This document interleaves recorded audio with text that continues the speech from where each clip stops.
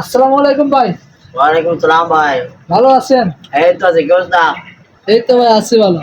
তো ভাই আপনি ঈদের মধ্যে এগুলা কি খাইতেছেন? রেড ব্লু খাইতেছেন, রেল পকাইতেছি। কেএফসি খাইতেছেন আর বিস্কিট। কি যা আছে, কি করবো?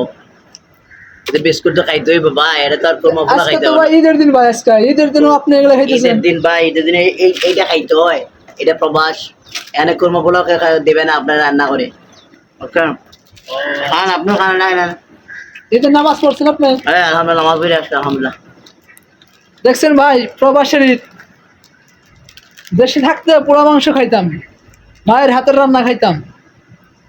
আর এই প্রবাসে আসা এই নামাজের পরে আমরা বৈশা বৈশা বিস্কিট খাই, পেপসি খাই, লেবু খাই। এগুলো খাইয়ে আমাদের প্রবাসী ঈদটা চলে যায় ভাই। তাই সবাই আমাদের প্রবাসীদের জন্য দোয়া করবেন ভাই। তবে আপনি কিছু বলবেন নাকি দেশবাসীর পক্ষ থেকে? কিছু বলেন। দেশ বাহির থেকে আর কি বলবো। তো আমার একটা উপদেশ থাকবো, 6-7 লক্ষ টাকা খরচ করে প্রবাসে আসা দরকার নাই। দেশে একটা বিজনেস করো ভালো একটা। এখন তো অনেক কিছু আছে, ফার্ম টার্ম করেন, বিজনেস করেন।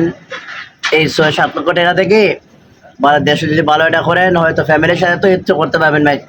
আর কিছু না করেন, ফ্যামিলির সাথে তো ঈদটা করতে পারবেন। ঠিক আছে ভাই, ভালো থাকবেন, হ্যাঁ? ওকে ভাই, ভালো।